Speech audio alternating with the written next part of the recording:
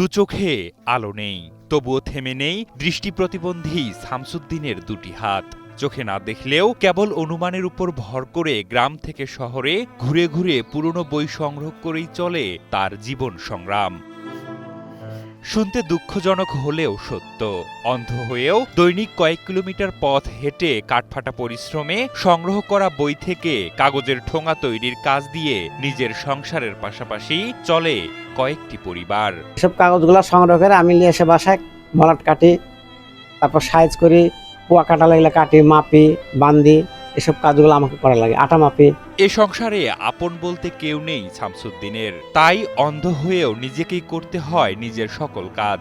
কেননা 2018 সালে চোখের ছানি অপারেশন করতে গিয়ে দৃষ্টিশক্তি হারানোর 1 মাসের মাথায় বাবাকে হারানোর শোক কাটতে না কাটতেই হারান সহধর্মিণীকেও।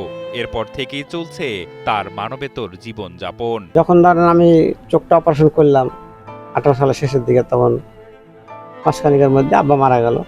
এবার ধরেন 1 মাস 6 দিন পরে আমার ওয়াইফও মারা গেল। একা হয়ে গেলাম, ছেলে মেয়ে ওখানে নাই। আমি চিন্তা করলাম যে সব আমি একটা কর্ম না করলে তো আরো নিঃস্ব হয়ে যাব। জানলে অবাক হবেন নিজের হাজারো সীমাবদ্ধতার মধ্যেও যে ছেলে মেয়েকে তিনি উচ্চশিক্ষায় শিক্ষিত করেছেন, তাদের সুখের সংসারেও ঠাঁই হয়নি দৃষ্টি প্রতিবন্ধী এ বাবার। তাই তো এখন ছোট ভাইয়ের সংসারে থাকেন তিনি। এখানেই তার খাওয়া দাওয়া, এখানেই দিন যাপন। আমি ছোট ভাইয়ের এখানে খাওয়া দাওয়া করি, থাকি। ছেলে মেয়ে পড়াশোনা সব বাইরে আপন আপন এখন সংসার করেছে। তবে শত প্রতিকূলতা থাকা সত্ত্বেও রাজশাহী নগরীর অচিন্তলা এলাকার 60 বছর বয়সী এ বৃদ্ধ প্রতিটি দিন শুরু করেন নতুন করে বাঁচার স্বপ্নে। শামসুদ্দিনের ফার্ম ফ্রেশ পাস্তুরিত তরল দুধ, বেশি ভালো দুধ।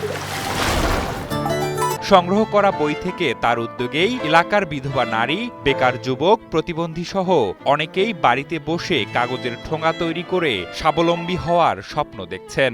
কারণ উনি ঠোঙ্গা বানায়, আমাদের ওনার কাগজ করি, ঠোঙ্গা আমরাও বানাই, আমরাও কারিগর।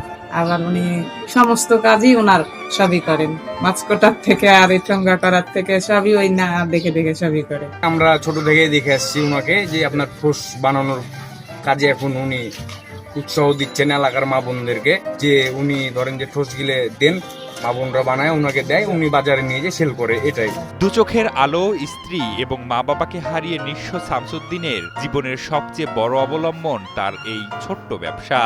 অবসরে কিংবা কাজের ফাঁকে তার একমাত্র সঙ্গী মোবাইলের FM রেডিও। আমি ধরেন অবসর টাইমে ধরেন কাজ কাম করি, FM চলে, এখন শুনি, গান শুনি, খবর শুনি, তারপর হাতে কাজ করি। এভাবে সময় বিনোদন পার করি আমি। দৃষ্টি প্রতিবন্ধী শামসুদ্দিনের শুধু ভাতার কার্ড থাকলেও কোনো ধরনের আর্থিক সহায়তা পান না তিনি। তবে তার চাওয়া অনুদান নয়, স্বল্প সুদের ঋণ নিয়ে ব্যবসাকে আরো বড় করা।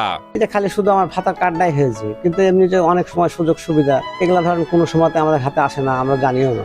উনি যে কাজ করে এই কাজের জন্য আর একটু কিছু পালে ওর সামর্থ্যটা বেশি হতো, কাজটা একটু বাড়তো, সে দিয়ে উনি আর একটু বেশি কিছু কাজ কাম করে একটু টাকা পয়সা লাড়তে পারতো, ছাড়তে পারতো। চোখে দেখতে পায় না। চোখে নেই আলো, তবুও স্বপ্নে নেই বিন্দু পরিমাণ অন্ধকার। নিজে লড়ে অন্যকে দেন বাঁচার অধিকার। নিজের পাশাপাশি শামসুদ্দিন স্বপ্ন দেখেন অসহায় বেকার মানুষের জীবনেও নতুন সম্ভাবনার আলো জ্বালানোর।